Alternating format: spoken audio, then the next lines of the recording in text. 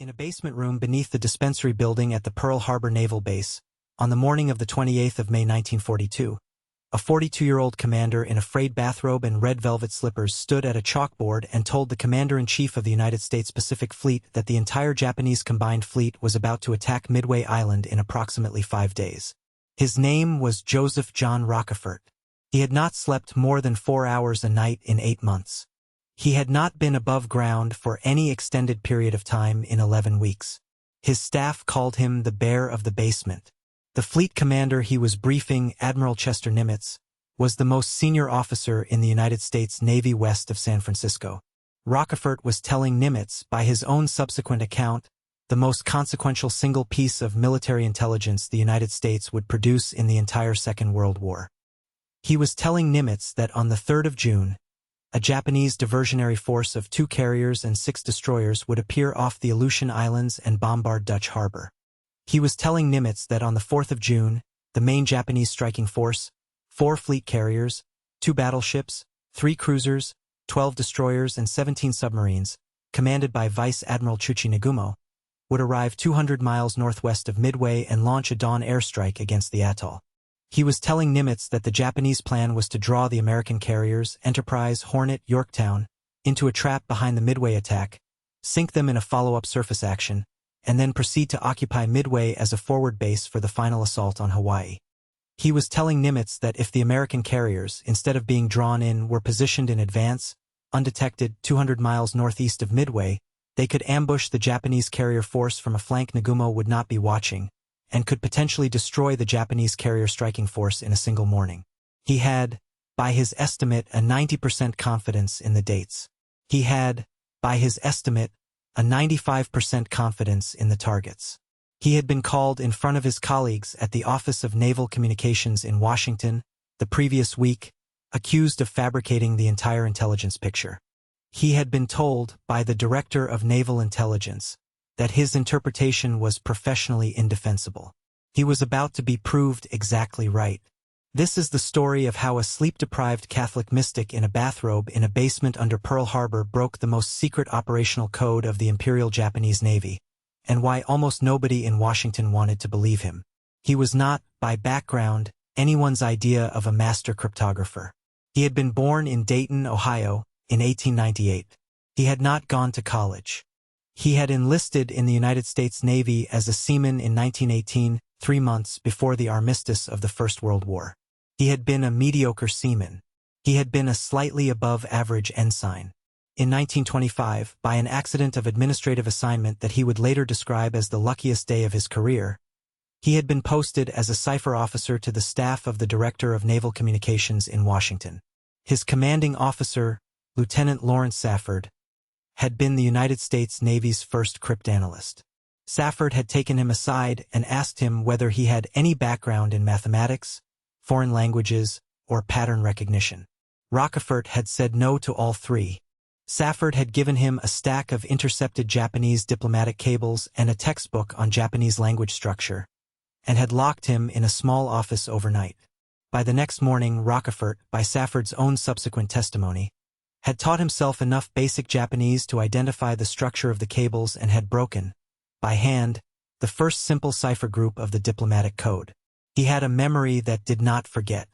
He had a stamina for mathematical pattern recognition that nobody who had worked with him had ever seen before. He had an absolutely literal Catholic school respect for accuracy. He was about to spend the next 17 years very quietly, becoming the United States Navy's best operational codebreaker. By the time the Japanese attacked Pearl Harbor on the 7th of December 1941, Rochefort had been running Station Hypo, the Navy's cryptanalysis cell at Pearl Harbor, for 6 months. Station Hypo had not, in the weeks before Pearl Harbor, broken the Japanese diplomatic code in time to warn of the attack. The warning had been there. The traffic intercepted by other stations had told the story. The fragments of decoded Japanese ambassadorial cables coming in to Washington in the first week of December had, when read in the right order, described an Imperial Council decision to make a surprise attack against the United States that would commence within a week. The warning had not been pieced together in time. The traffic from Tokyo had been distributed across 3 separate American cryptanalysis cells, in 3 different cities with no integrating authority. By the time the pieces were assembled at the Office of Naval Communications on the morning of the 7th, the Japanese were already over the harbor. In the months after Pearl Harbor, Rochefort had been ordered to do one thing: break the Japanese Naval Operational Code JN-25 in time to know the next attack. By the second week of May 1942, through a method of partial decryption that involved hand-stripping the additive overlay from intercepted JN-25 traffic, running statistical pattern analysis against a small-frequency dictionary his cell had built over 11 months, and matching the residual code groups to a list of probable Japanese geographic identifiers, Rochefort and his team had been able to read, in fragmentary form, approximately 10 to 15% of every Japanese naval message coming out of the Imperial Combined Fleet headquarters in Tokyo. It was enough. In the second week of May, the intercepts began to show a single repeated geographic identifier, AF, appearing in operational orders being issued to the Japanese carrier striking force. Rochefort believed AF was Midway. Nobody in Washington agreed with him. The argument was about the next target. The Office of Naval Communications in Washington, under Commander Joseph Redman, the brother of the head of the entire Navy Communications Service, believed that the next major Japanese fleet operation, by the partial intercept data they had access to, was going to be against either the Aleutians or Port Moresby in New Guinea, or possibly the Hawaiian Islands directly. They had no internal evidence to identify AF. They had no internal opinion as to where it might be. But they were certain it was not Midway because, by their analysis, a Japanese carrier strike on Midway in early June was not operationally plausible given the known Japanese fleet position and supply state. Rochefort, in Pearl Harbor, was certain. He had been reading, in fragmentary form, the Japanese fleet weather forecasts, the Japanese fleet fuel requisitions, the Japanese fleet aircraft transfer orders. He had built up, over the previous 3 months, a single integrated picture of Japanese fleet operations that, by the second week of May, allowed him to say with operational confidence, the next Japanese attack will be on Midway, on or about the 4th of June, with the carrier striking force commanded by Nagumo. He could not, however, prove the identification of AF. His deputy, Lieutenant Commander Wilfred Holmes, proposed a solution. What happened next is one of the cleverest single pieces of operational deception in the history of signals intelligence. On the 19th of May, by Rochefort's direct order, the United States Pacific Fleet sent, by underwater cable to Midway Atoll, a single innocuous message instructing the garrison commander to broadcast in clear voice, by short-range radio on the standard Pacific Fleet circuit, that the desalination plant at Midway had broken down and that the island was short of fresh water. The broadcast went out the same afternoon. 2 days later, on the 21st of May, Station Hypo intercepted a Japanese fleet signal, encoded in JN-25, containing the partial geographic identifier AF and a routine notification that AF was experiencing water shortages. The Japanese had taken the bait. Rochefort, by his own subsequent account, brought the intercept up to the conference table in the basement at Pearl Harbor on the morning of the 22nd, laid it flat, and said, AF is Midway. There was no further argument from Washington. But Washington did not, in the next 10 days, fully come around to his timetable. Admiral Ernest King, the commander-in-chief of the entire United States fleet, continued to express reservations about the date. The Office of Naval Communications continued to push for a reevaluation of the early June timetable. Rochefort, in his basement at Pearl Harbor, continued to refine his estimate. By the 28th of May, when he walked into Admiral Nimitz's headquarters in the bathrobe, he was certain. The attack would come on the 4th of June. The diversionary against Dutch Harbor would come the day before. The carrier striking force would be commanded by Nagumo. He was right on all 3. What followed is, in the operational sense, the story of the Battle of Midway itself. But the part of it that belonged to Rochefort happened in the 4 days between the 28th of May and the 1st of June. In those 4 days, Nimitz, acting on Rochefort's intelligence, positioned the 3 surviving American carriers, Enterprise, Hornet, and the hastily repaired Yorktown, 200 miles northeast of Midway, exactly where the Japanese carrier striking force was not looking. The carriers were under radio silence. They were hidden from Japanese reconnaissance.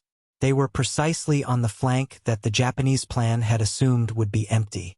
On the morning of the 4th of June 1942, Nagumo arrived at the Midway Atoll precisely on Rochefort's schedule.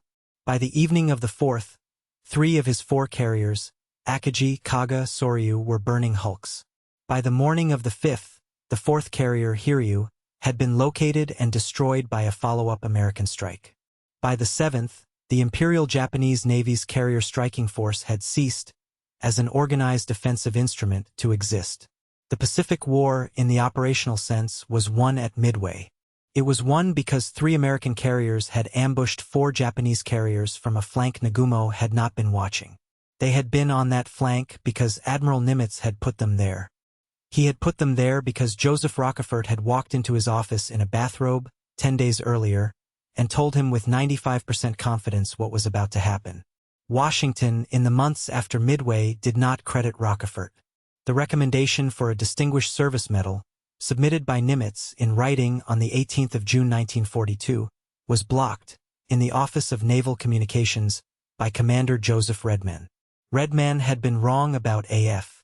He had been wrong about the date. He had been wrong about the Japanese plan. He had been publicly contradicted by the operational outcome of the battle by his own subordinate at Pearl Harbor. He arranged, in the late summer of 42, for Rochefort to be quietly relieved of his command at Station Hypo and transferred to a routine duty supervising the construction of a floating dry dock at Tiburon, California. Rochefort was 43 years old. He had just made, by the careful assessment of every modern naval historian who has worked through the record, the single most consequential intelligence call of the Pacific War. He spent the rest of his Navy career, until his retirement in 1946, in a series of routine logistics postings on the American West Coast. He never spoke publicly about the matter. He died of a heart attack at his small house in Torrance, California, in July of 1976. He was 76 years old. In 1986, 10 years after his death, the United States Navy, under the personal authority of President Ronald Reagan, posthumously awarded him the Distinguished Service Medal that Nimitz had originally recommended 44 years earlier. In 1999, the National Security Agency inducted him into its Cryptologic Hall of Honor. In 2002, the Joseph J. Rochefort Building, the headquarters of the United States Navy's modern cryptologic command, was named for him. In 2007, his daughter Janet, then in her 70s, accepted a Presidential Medal of Freedom on his behalf at a ceremony at the White House. She said in her brief remarks, "My father knew what he had done. He did not need anyone else to know. He thought it was the job. The job was to read the other man's mail. He read it.